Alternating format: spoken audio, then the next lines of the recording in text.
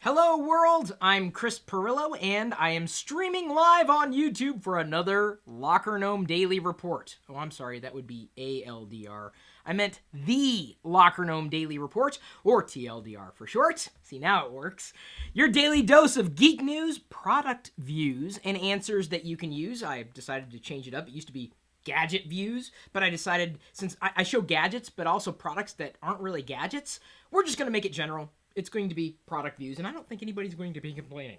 I'm not complaining, that's for sure, if only because I've already started a Triple X Stout. This is going to be a fun broadcast, not unlike the one we did this weekend live with Barnacules Nerdgasm. Over 1,200 people have been paying attention to that video, and I think we're going to be doing it again. Everyone seemed to love, well, not everyone. Many people seem to love that broadcast, so with any luck, we'll be able to do that at least once a month, maybe twice a month, depending on your support. Speaking of support, we have 470 patrons to thank today. Thank you so much for believing in the stuff that I want to do for you, to be able to say, yes, Chris, you're absolutely worth it. If you want to become a patron, it's easy to do. Head over to chrispirillo.com. The link is in this video's description. We're using Patreon, so I could say patreon.com/chrispirillo, but I think it's a little easier to just go to chrispirillo.com and I'll redirect you. So let me go ahead and scroll through the list of names here to thank every one of these patrons, and of course, the people that we didn't list here because we have different levels of patronage, but thank you so much for this support. It was a very busy weekend, apart from the live stream. I received this, and I think I featured this in the Pirillo vlog when Jerry is his name, Jerry, or Barnacules Nerdgasm, came over. He fashioned this Darth Vader Lego minifigure look-alike. Obviously not that many. This is a different Vader head compared to the one that he printed before. I just love this stuff. This is cool. It's unique. 3D printing, I think, will eventually get there. Right now, it's kind of in hobbyist stages. See, this isn't really a gadget. It's a product. Just like my stout is a product, not a gadget. And if you're not enjoying this broadcast with your favorite beverage, maybe you'll enjoy a snack. Have not tried this yet. We picked this up yesterday. Diana and I have just celebrated our 2-year wedding anniversary and went around eating our way across Seattle. I didn't know this is what she wanted to do. I found this. It's an all-natural beef jerky milk chocolate bar. Hadn't opened it until now. I'm going to give you a live taste test. Hopefully I will not be disgusted. Oh, Wicket is here, by the way, my dog. I think he smelled the beef jerky a mile away. Hey, like father, like son, huh? Well, you should not give your dog chocolate. Not good for you, buddy. Here we go. Beef jerky chocolate. Oh, while I eat this. No, you shouldn't eat and talk at the same time. I also tried Pop Rocks chocolate, and that was awesome. It was, if you can get your hands or your mouth on one of those.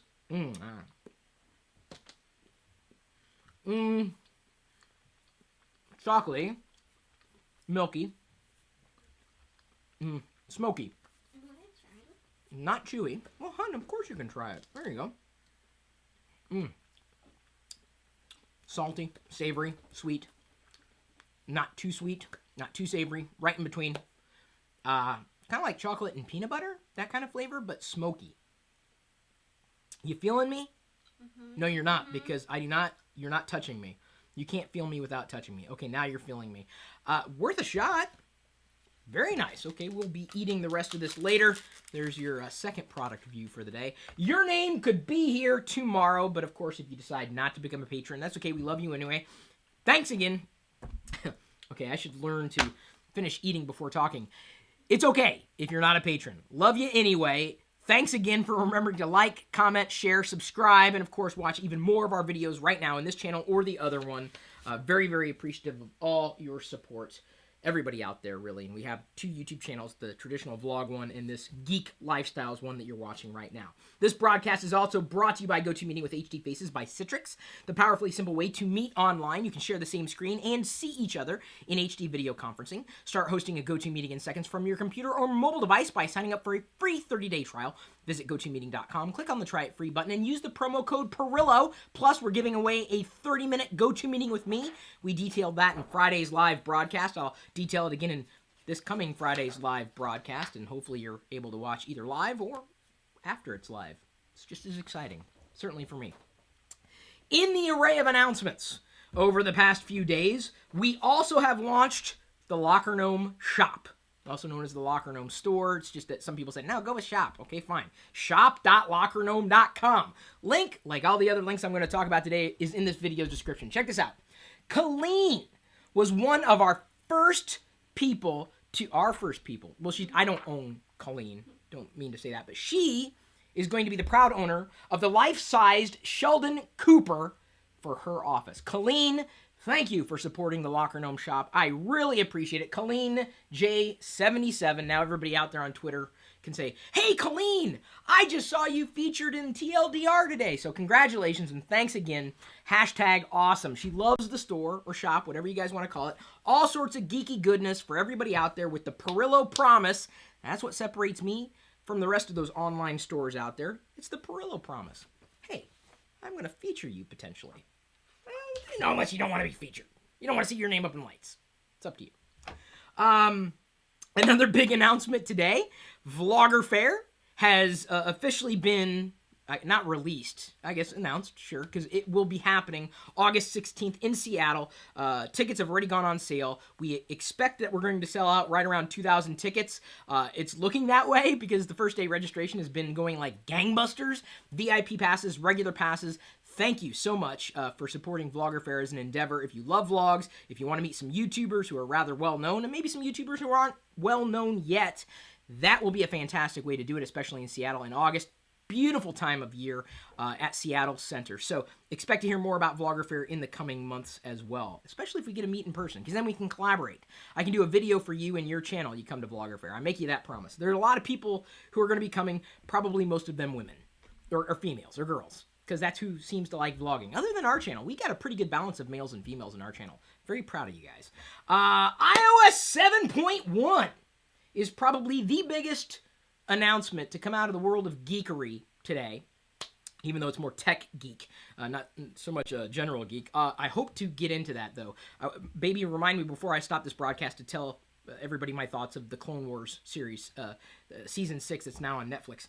iOS 7.1 is out. If you have an iPhone, iPod Touch, iPad, update now. If only because of the security patch, but more than anything, and I'm not saying this just to say it, I believe that iOS 7.1 has delivered a performance boost that I was expecting to see with iOS 7.0. And I'm not going to say that iOS 7.1 is exactly what 7 should have been, but it's closer to what iOS 7 should have been. You're not going to see a lot of new features in iOS 7.1. A few new features like the ability to toggle HDR to always be on in the camera, some changes with Siri, subtle changes, some calendar view changes, as well as other subtle improvements, including, hopefully, fewer home screen crashes. The most important reason for me to update is the performance boost. It is palpable. I mean, anybody who would claim that I'm a fanboy, you obviously never heard me slag iOS 7. Not a tremendous fan of iOS 7. I got used to it, but I just knew that there were a lot of performance issues still plaguing iOS 7. 7.1 is so much more fluid than 7.0. And they even came out in the changelog that they made public suggesting that iPhone 4 owners, my parents happen to be iPhone 4 owners, would even see a dramatic increase in terms of responsiveness. I have not seen my parents' phones because they've gone off to run errands at this point. Unfortunately, they're not watching in my audience right now in person. But I expect to see dramatic changes in the performance on those older devices. So if they made dramatic improvements on older devices, it stands to reason that newer devices would see the performance improvements as well. Let me try it again. Performance improvements as well. Now you try that with a stout in your mouth. Oh, I love a good stout. I also love a good OS revision. More than seeing a speed boost on my iPhone, which is pretty much my daily driver in terms of smartphones right now. It was noticeable. I mean, I'm just flipping through, animations are smooth, clean, no stutteriness other than pulling down and getting the search menu. For some reason, they haven't fixed that bug. It's smoother. But it was even more of a dramatic change with the iPad. If you have an iPad, iOS 7.1 will make it much more responsive than it has been with iOS 7.0. So much stuttery and laggy experiences with iOS 7 on the iPad. I talked about it before. I wasn't hiding anything. Go back and watch my reviews or listen to them in case you forgot about them. iOS 7.1 addresses most, if not all, of those issues that I saw in terms of stutteriness on iOS 7 on the iPhone, as well as, especially with the iPad. iOS 7.1, absolutely do it. If you are a jailbreaker, hey, you're on your own anyway. I don't care. I really don't. I know some people, oh, no, wait, because they're jailbreaking.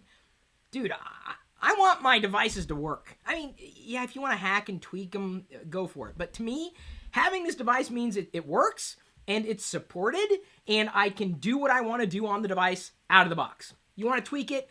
Your life is in your own hands, dude. I'm not saying you're crazy, but I would be crazy to want to lose that much time and that much of my life on making something work.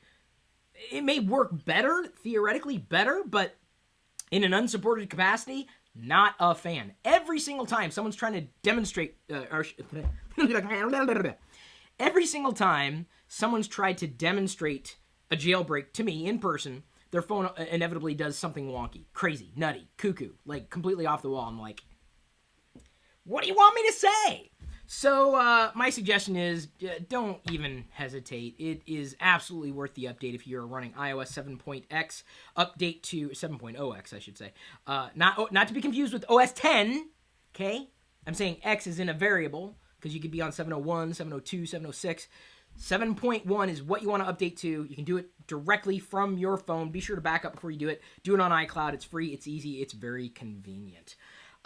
So I wanted to spend a fair amount of time talking about iOS 7.1, if only because I can't even tell you, so happy that Apple pushed this down the pike. I don't know what they did or what they modified to make things work better. I'm dropping product back here. Sorry, hang on. This is the product did I just do an old man grunt? On YouTube, that's just great. Google is struggling to index content as apps replace links. This isn't a shock. This came out of the Wall Street Journal today. And, as time moves on, we are spending less of our time on these types of computers, traditional types of computers, whether we're talking about a classic desktop. Hang on. That screensaver you can barely see. Let me turn on the other screen. Should be something more over there. So here you go. Computer's on. Screensaver's just kind of going, I want to show you right now what I'm doing in the background. I'm running this live stream through a traditional notebook or laptop computer. Don't run it on my lap because I want to have kids. I didn't want to burn everything down there. You know what I'm saying?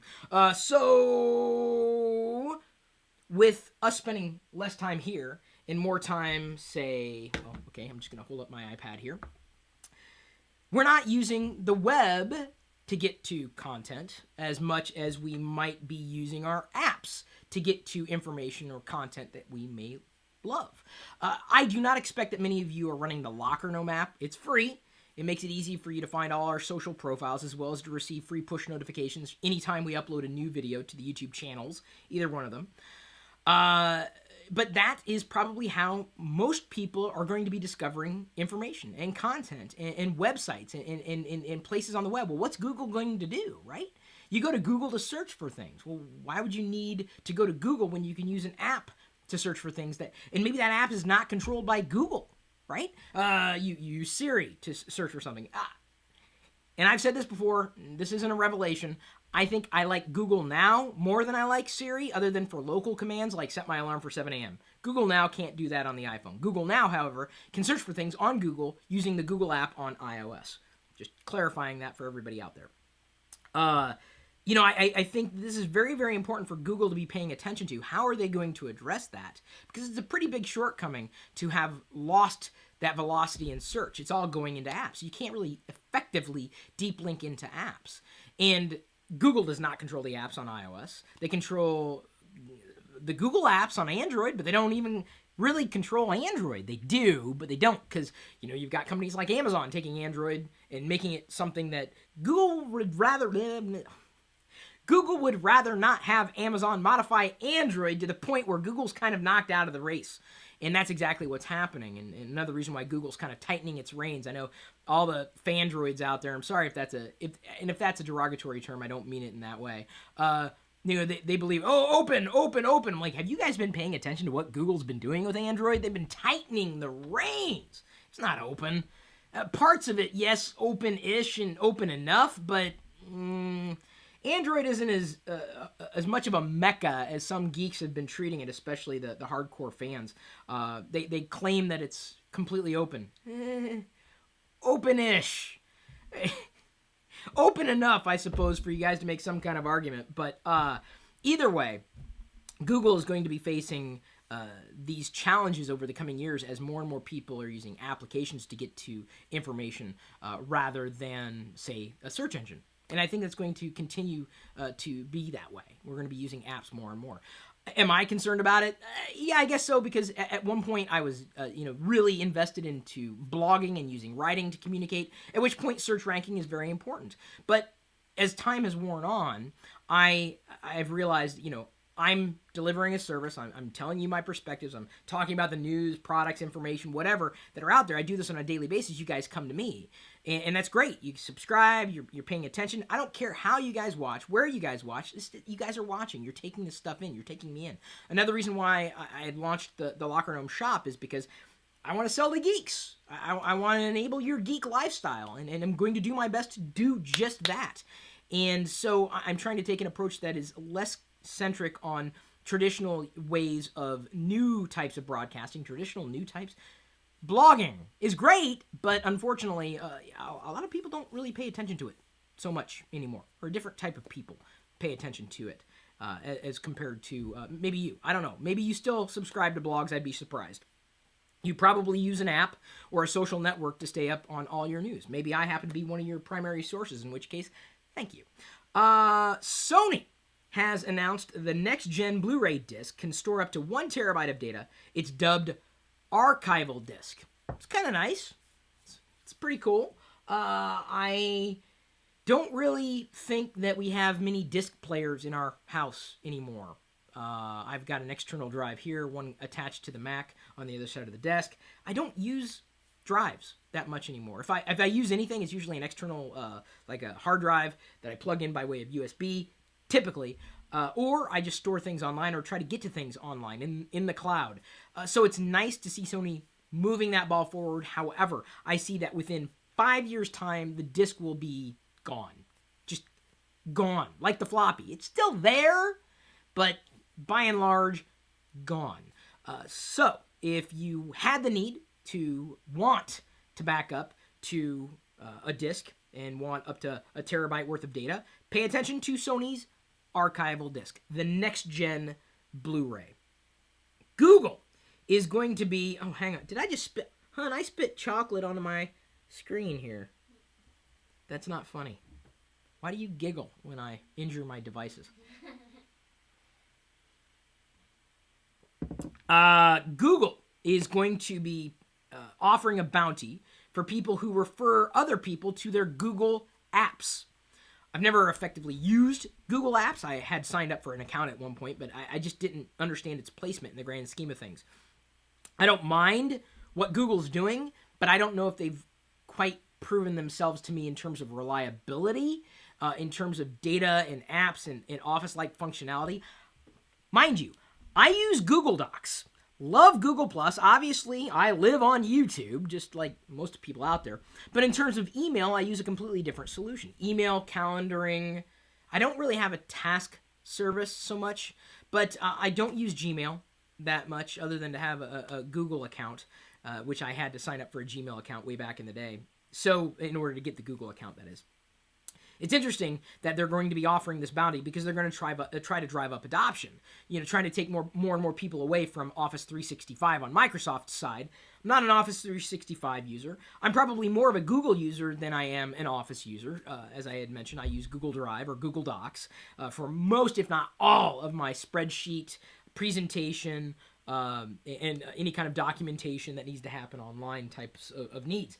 The presentation, by the way, that I flipped through with all the credits for the patrons, that is a Google presentation template based on the LCARS interface from Star Trek. Kind of geeky, kind of futuristic, even though I'm more of a Star Wars fan.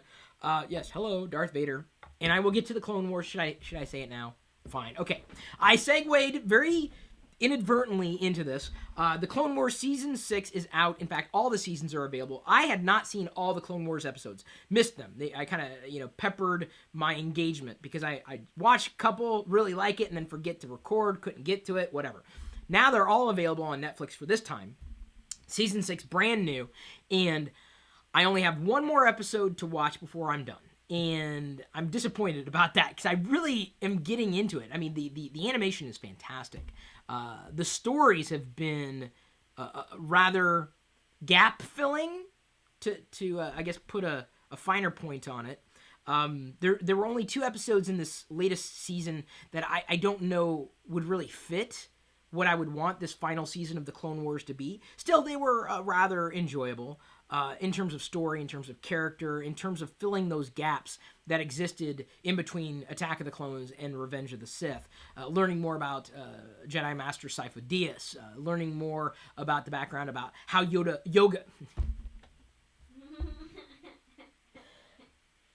Diana started yoga today, so I've got yoga on the brain. Pregnancy, prenatal yoga over there. How Yoda came to live on Dagobah, and... the last episode that I saw, the second to the last in the season, was very, very spiritual, very, very dreamlike, almost ethereal, and it was so, for the lack of a better word, beautiful. And so if you never got into the Clone Wars, and you love Star Wars, you love cartoons, you love 3D animation, you love anything in the realm of what I'm talking about, I think you owe it to yourself to watch at least a few episodes from the Clone Wars, even if you start with Season 6 and then start again at Season 1, or back when the Clone Wars originally started. Star Wars Rebels will be out soon. Star Wars Rebels, by the way, on Twitter, followed me today. I was already following them. Just gonna put that out there. The Star Wars Rebels are following me. Doesn't really mean anything.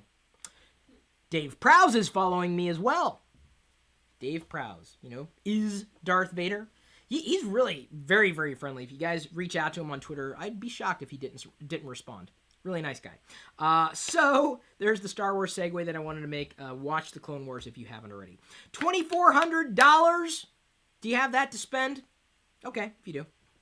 That's fine. But before you spend $2,400 on a course to learn Linux, you may want to wait, because later this year, Harvard and MIT are going to release a Linux course that's worth $2,400 for free. This news came by way of patron Mark Evans. Thank you for sending me this particular link, this story. So this summer, you can learn Linux from Harvard, MIT, institutions that are very well known for higher education. If you want to learn Linux, you can spend money, certainly, and I'm sure some of you have, especially with certifications. There is a time and a place to spend money, no doubt about it. But this is going to be a very hard offer to pass up. $2,400 for free if you want to learn Linux. And if you're a geek, a tech geek, who always wanted to learn, didn't know where to start, this sounds like a fantastic place to begin. In fact, I might consider it. If I have time, in between the Vlogger Fair event and Diana's pregnancy. Learning Linux and having a kid at the same time, probably not something that I ever expected to do. Either way. At the same time, definitely not.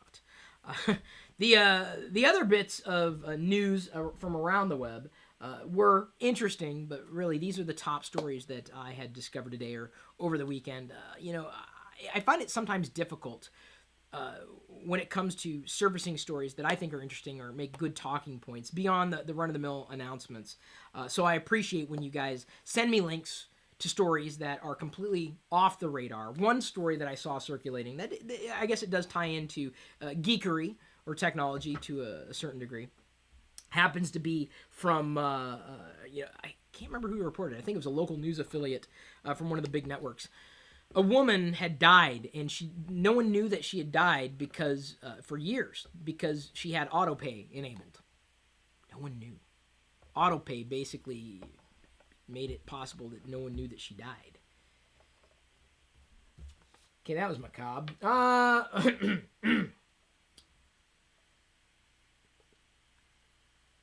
don't know if there's a a really good way of segueing out of that. Other than to say, with this bit of, this is a product view, another product view. Sorry, I'll hold it the right way. I have the Martian Manhunter superhero minifigure from Lego. This is an exclusive. If you purchase a certain amount from Lego, you get this exclusive minifigure. Of course, you could probably buy it individually online. So, in order to get this for free, I got these castle minifigures. I wish this one came with a dragon, but I guess I'll have to be happy with this little dragon skull on that shield. Got those guys. I got these guys. Those are lions on those shields. I'm a huge minifigure fan.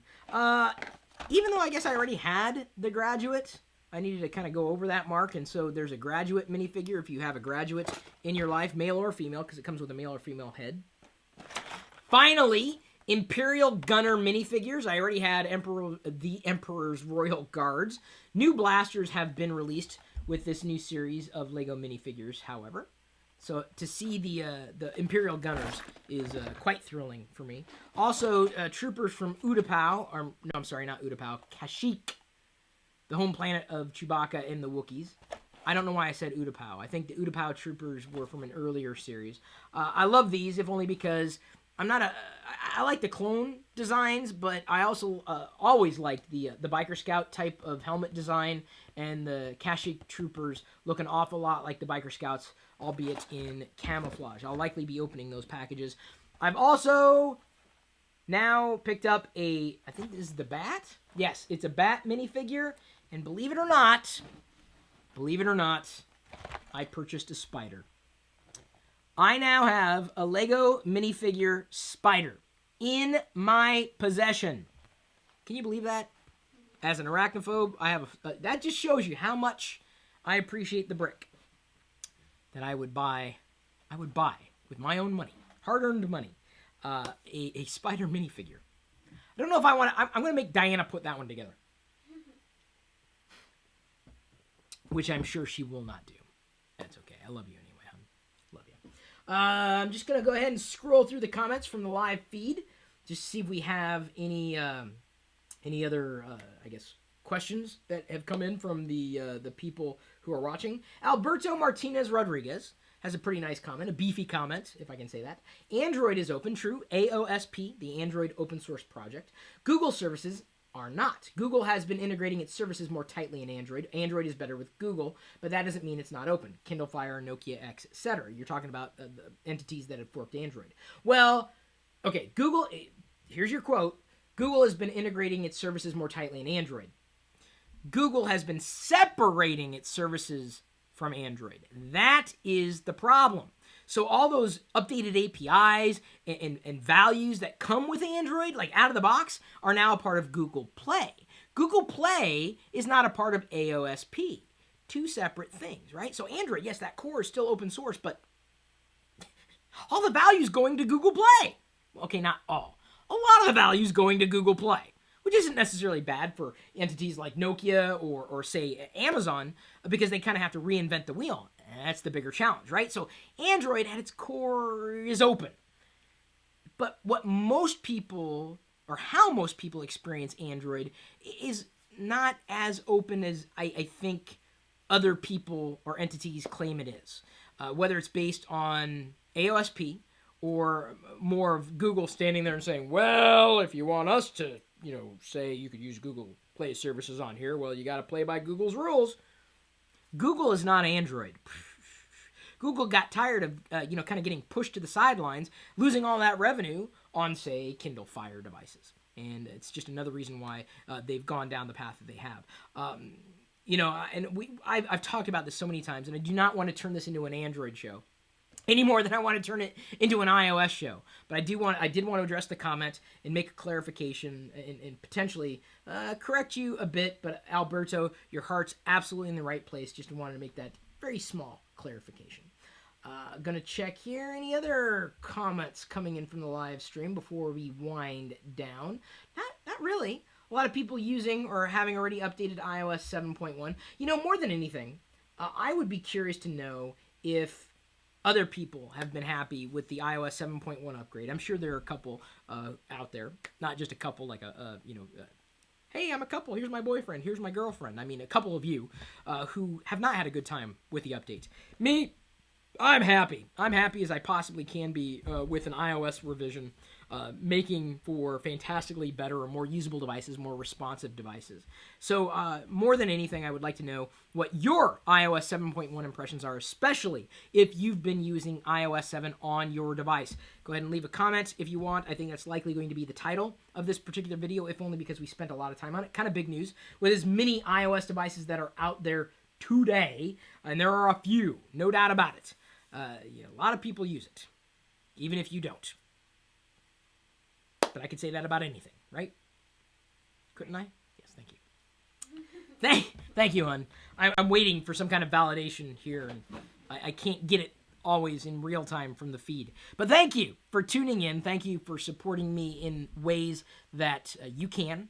I do appreciate it. Very, very happy to see our patron number grow. I do plan on recording a What's on My iOS device, probably my iPhone first. I plan on uploading that to this channel when we reach 500 patrons. I'm probably going to record it in the near future and release it to the patrons privately and then make it public when we reach that number. So stay tuned for that.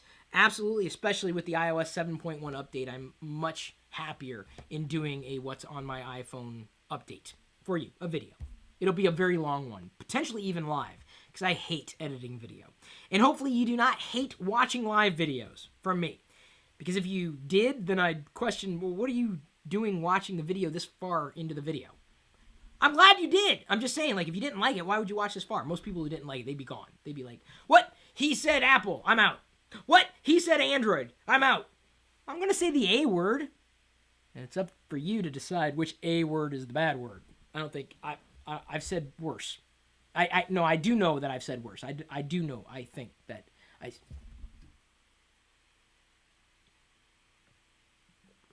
Thanks again for remembering to like, comment, share, subscribe, and watch even more of our videos right now. I'll leave you to your own devices, and until next time, we'll see you later.